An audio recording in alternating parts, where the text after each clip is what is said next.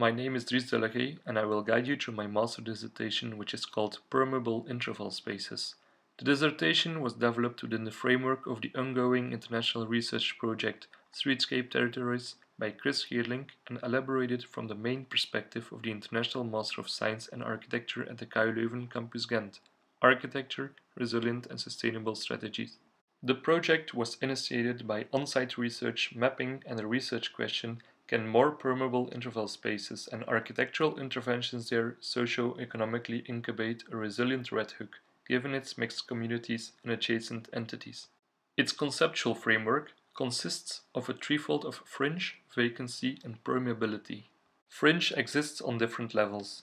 Available waterfront at 3 sites successively turned Red Hook into a desirable residential area and New York's dominating warehousing harbor.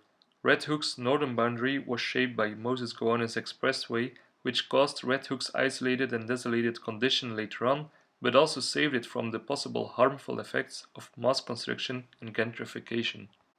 On smaller scales, inner fringes outline Red Hook's open space configurations. Spatial delimitation, fences of different heights and forms, avoids overlap scenarios and conflicts between different neighbors and tangent communities.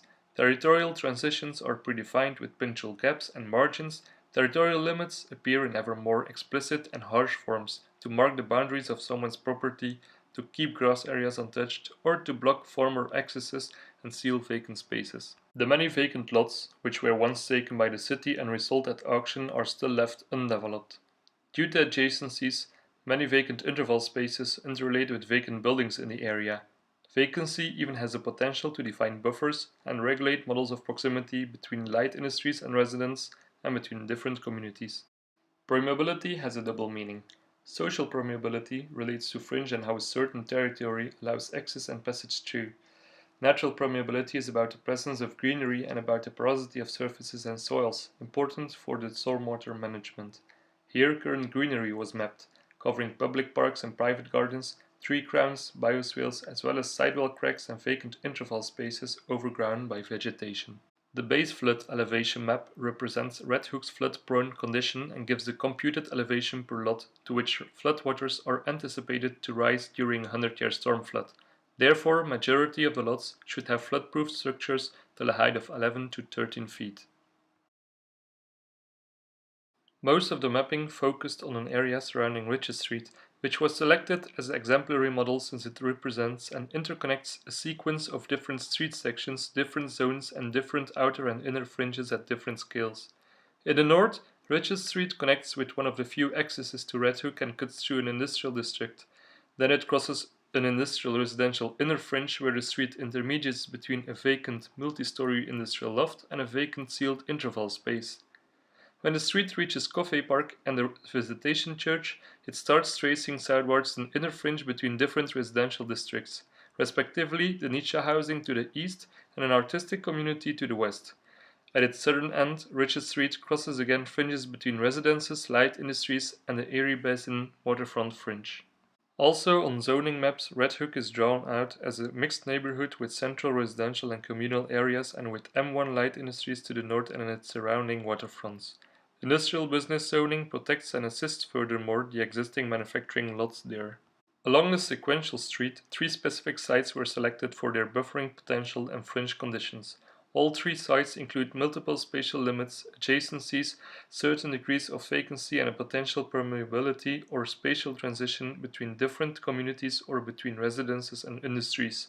The R site in the north, centrally the YMCA site, and the EBCY site at the south end. Depth relates to the way space is organized, and in turn, space is about access configuration. Access defines the permeability in properties. In this mapping, red lines represent main flows through the public space, while black lines ending in a dot trace the ways we access private properties. Dashed lines describe existing spatial limits that should be crossed. By upgrading private and often vacant properties to collective spaces, or by interconnecting them, new degrees of permeability and enriched depth configurations can be introduced in the streetscapes. According to Hillier and Hansen, buildings define empty volumes of space in between, which is ordering space and ordering relations between people.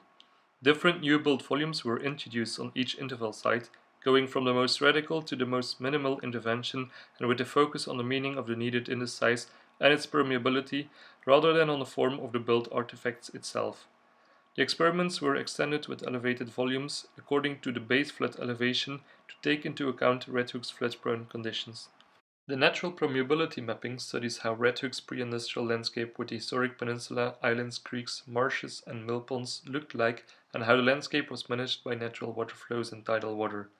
When we overlay this map with the existing streetscapes and built footprints, we immediately gaze upon what could be a progressive strategy for restoring the historical natural landscape. Realistically, we cannot give up the majority of Red Hook's modern streetscapes, but the map points out the pressing demand for more natural permeability. Blue stains on the map locate main water ponding risks nowadays, which occur where historically creeks, marshes and ponds were situated. Streets are pre-programmed spaces for different kinds of traffic and velocities, but are mostly also used for a set of informal activities. This first streetscape activity map traces existing and newly purposed truck routes and charts all the streets, sidewalks and open spaces intermittently used for industrial or economic purpose. A second layer adds the accessibility by public transport, bus and ferry lines with their stops. Most of these areas have certain conditions and requirements, so cannot be made fully permeable. The following street sections map streetscape activities on a smaller scale and directly abutting the selected sites: street parking, expanded workspace on sidewalks, loading and unloading, fire escapes, etc. Often parts of the sidewalk or the street are occupied whereby different activities shift or overlap. The parallel packages resulted in 3 initial scenarios for each site and a main urban strategy. The R site and the EBCY site would provide permeable collective space bringing residents and light industries together, while the YMCA site would be opened up and activated by shelters facilitating different communities and a variety of demanded activities. The urban strategy is an integrated system in a holistic approach, enhancing depth and open space configurations and both social and natural permeability. Demanded, present and forgotten infrastructures and activities are reintroduced or enforced as a response to the needs and vulnerability of the local communities. The focus is on resilience related to Red Hook's identity of a flood-prone, probably gentrifying and mixed neighborhood. None of these conditions can be neglected and none of them can be solved, but a multitude of interdependent measures is required to avoid their adverse impacts. Restoration of the Kutis or Cowkill Creek is the most feasible as one of the measures for an enhanced stormwater management, but will also require reconstruction of Pioneer Street with an open or overarched creek. Darker green areas on the map have the potential to be fully social and natural permeable interval spaces, such as collective pocket parks. Lighter green areas allow nowadays permeability only for certain degrees due to their industrial or private character, but these intervals can become crucial at certain times for the interaction between industrials and residents. The architectural intervention for the R site in the north works with the permeable interval space as a socio-economic incubator for productivity. Its aim is to maintain and enhance the industrial identity while mentoring every local stakeholder through the spatial transition from home to work contained within the site.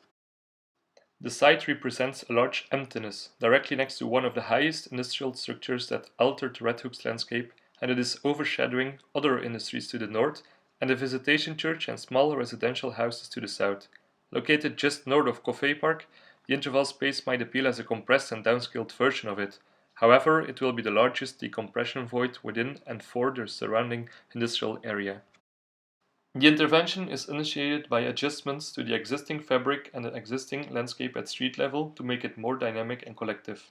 Depth is increased by removing spatial delimitation, making lot almost fully permeable, and by providing different ways and levels of accessibility to both the existing and new built artifacts.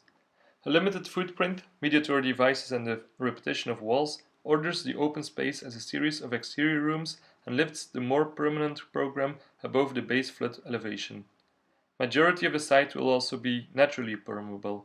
Rainwater from remaining sealed or covered surfaces will be collected for rainwater harvesting systems or will run off to the interval space with the restored Kutis Creek or to maintained bioswales. As you can see, the interval space mainly becomes a collective garden for both industrials and residents and will be only partially occupied by a new built extension structure. The vacant warehouse to the east of the interval will be reactivated for manufacturing and will allow certain permeability. Rich's Street, in between a new build structure and a 6-story loft, will be charged with such a spatial tension that it will become a collective outer working environment with the eye on local employment and interaction, rather than just keep on being a place for street circulation. This will also keep cargo vans and trucks on the designated routes in the north and out of the residential areas to the south.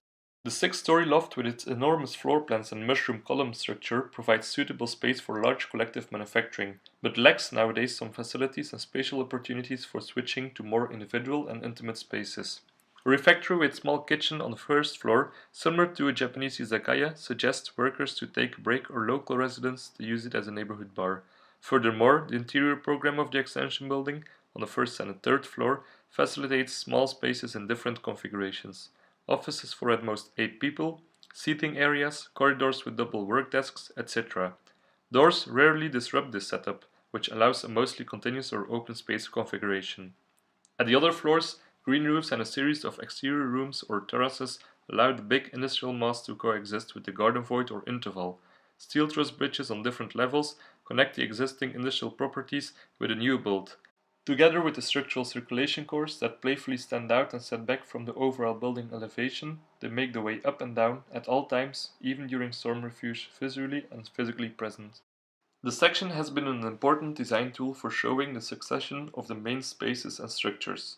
The collective outer workspace, with above the slender steel truss bridges assimilating the long-time standing billboard on top of the loft, the extension building, the cloister-like garden with restored Kootiskil Creek, and the reactivated warehouse.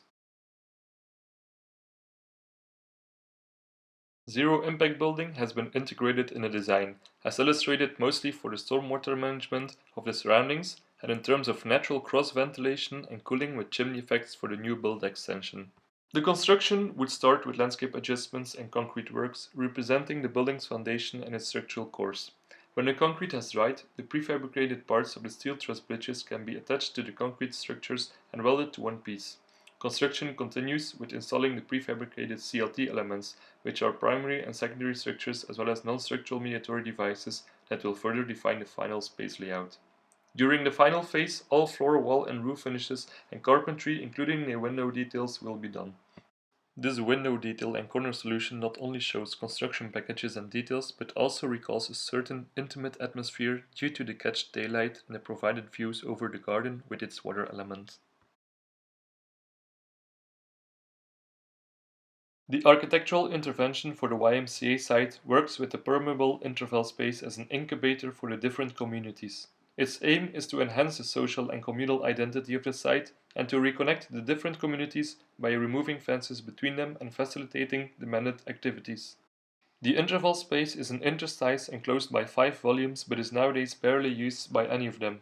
High levels of collectivity could be obtained since the interval opens towards the 14-story high Nietzsche social housing and Rich's Street to the east, towards the Patrick F. Daly Primary School to the south, and towards residences and backyards to the north and the west. Also on this site, removing fences, providing accesses and spatial transitions from all directions through the site increase depth. The limited footprint of the intervention ensures a continuous open space throughout the interval that can be also understood as a series of different exterior rooms. The site will be fully permeable except for the surfaces underneath the elevated structures, which have to facilitate certain activities and gathering communities. All collected rainwater will run off to pervious soils or to a green roof or will be reused in a rainwater harvesting system. The interval space becomes a collective pocket park with an architectural intervention that is not designed around a certain program.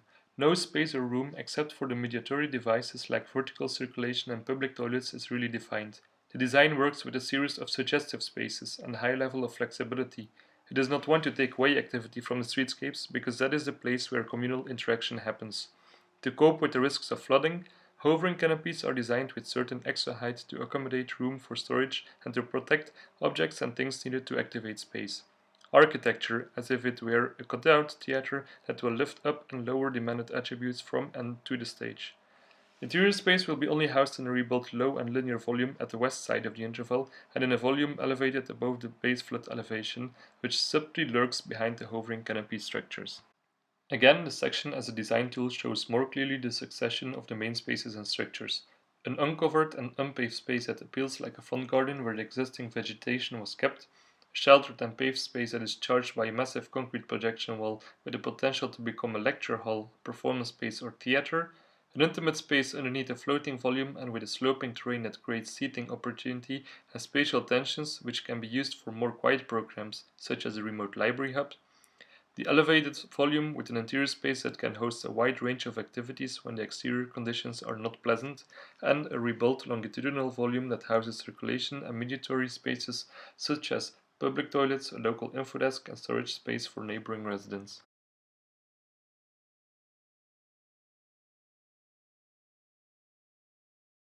Within the design, zero-impact building has been integrated for stormwater management of the surroundings as well as for the energy generation. The shed roofs of the hovering structures are made of small solar glass panels and can filter as well natural light depending on the sun's location. Construction of the intervention happens in phases starting with landscape adjustments, the concrete works, and reconstruction of the low longitudinal building at the west side of the interval. When the concrete has dried, the prefabricated CLT trusses, beams and panels are brought to site to construct the hovering canopies and the elevated floating volume. During the final phase, all floor, wall and roof finishes as well as carpentry including window details will be done. The first detail cuts in two directions through the floating volume, revealing how its structure works and shows the intimacy and spatial tension in relation with the sloping terrain. The second detail shows the main structural joints of the hovering structures as well as the atmospheres underneath. Thank you for listening. If you would like to have more information on this dissertation project, please find the link to the reflection paper in the description below.